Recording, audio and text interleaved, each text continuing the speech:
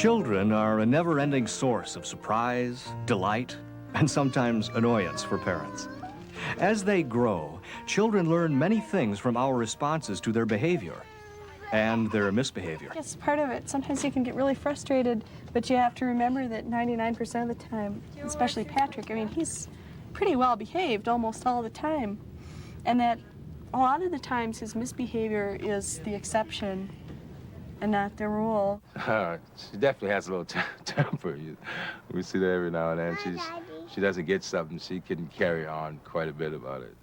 Sometimes definitely likes control over us, but now we're learning. No way. And somebody will take somebody's toy, and then all of a sudden I'll hear a scream, and then they're both screaming, and then they're crying, and well, it's a little fight on your hands. Yeah, a lot of times I think Nikayla should know better, but then the other half of me thinks, hey, she's only 3 years old, and that's still really young. But that's what I realize. If I don't set my expectations really high, then I don't get as frustrated. And part of it for us is remembering why she might be doing these sorts of things. We had fed her, and we were out at a restaurant. We had previously fed her before we left. So she wasn't hungry, and she was just bored. And so it was more dealing with our own frustrations than necessarily hers. She knew what she wanted, and you know, it might have been best if we hadn't even gone out at that point. As parents, we are always seeking to know how to deal with misbehavior. But before we can deal with it, we must first know what it is. There are different kinds of problem behavior. Much of it is behavior that may present problems for us as parents, but is actually quite normal for the child because of circumstances or the child's stage of development. When a child of 20 months feeds himself with his fingers instead of using a fork, for example, he is striving for some measure of independence, but lacking in the skills for using a fork. This is not misbehavior. If the child were 4 years old, however, this same behavior could be the child's way to seek attention, or express power, or revenge, depending on the situation. For a 2-year-old, coloring on the wall can be a vivid expression of creativity. But in a 5-year-old, such behavior is beyond creative expression. Tracking mud across a kitchen floor is misbehavior for many 4-year-olds. But when a toddler does it, maybe it's simply that he didn't know that muddy shoes leave a dirty trail, or that it matters. An infant's hungry cry is a means of communicating with mom or dad. Feed me, it says. But a 3-year-old who cries and fusses during dinner time may be telling you something quite different. In some cases, it can be hard for a child to know when certain behavior is acceptable and when it's not. A 2-year-old may have great fun spilling a cup of water while she plays in the bathtub, and be very surprised to find out this is not acceptable at all at the kitchen table. Mama. This leads us to the issue we'd like you to discuss for the next few minutes. How can you tell the difference between behavior and misbehavior?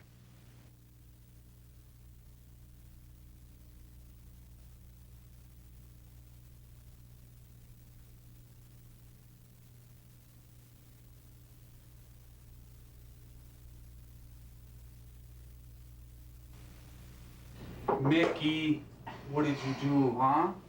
Did you spill? Over time, children learn many things from our responses to their behavior and misbehavior. The way we respond can influence a child to choose that behavior in the future, on purpose. It's always nice to get positive attention. But if a child doesn't get it, well, she may find negative attention can be the next best thing. Here are a few examples of how children have learned to misuse behavior to get something they want. Attention, power, revenge, or a display of inadequacy. Mickey's parents have been busy talking to each other at the kitchen table and ignoring Mickey. Past experience has taught Mickey that if she misbehaves, her parents will always react. What do you think is the goal of Mickey's misbehavior?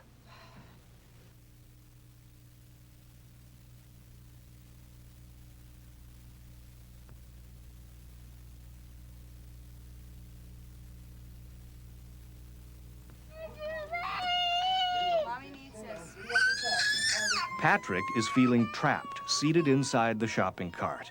He's been placed there because he was tearing around the aisles, pulling toys off the shelves, and generally making a racket.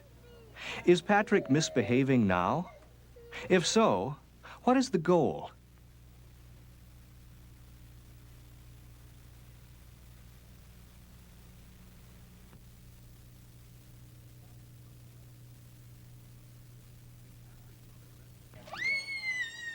If Patrick's mother lets it, this could be the beginning of a classic struggle for power.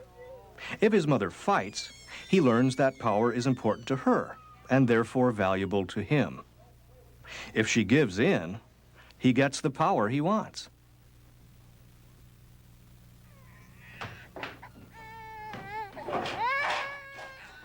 Five-year-old Tanya's parents told her that they were going to her cousin's for a visit.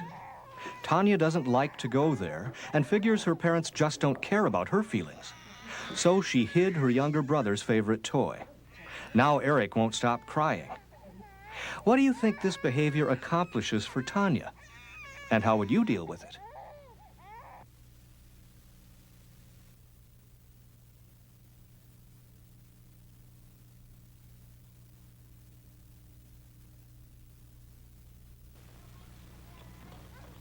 Peter is proud of his gymnastic ability. But for the past 5 minutes, he's asked his dad to watch everything he does. And all Dad wants to do is relax for a few minutes and read his book. Dad! What do you think Peter is trying to achieve? Dad! Dad!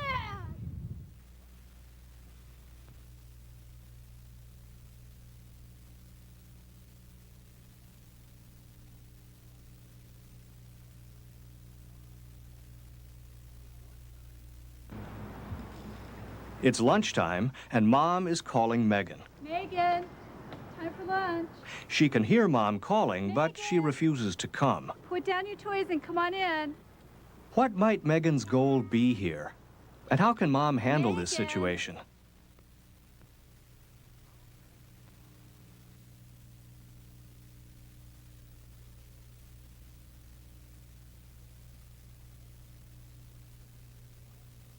Oh boy, that's not quite right, BJ. How a parent responds over time to a child's behavior can influence the child's goals of behavior. BJ is often finding that his attempts to do things fall short. Don't show me how to go. If he begins to assume that he never does anything right, he'll grow closer to a display of inadequacy. How can the responses of BJ's parents influence the development of this goal?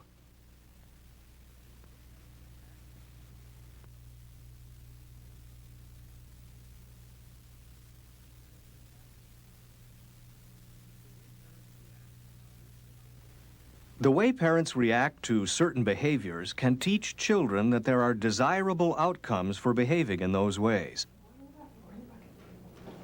Jackie. To the child, negative attention can be better than no attention at all.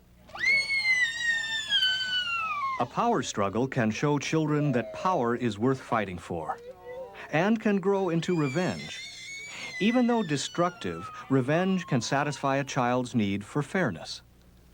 A display of inadequacy tells us that the child is giving up on himself.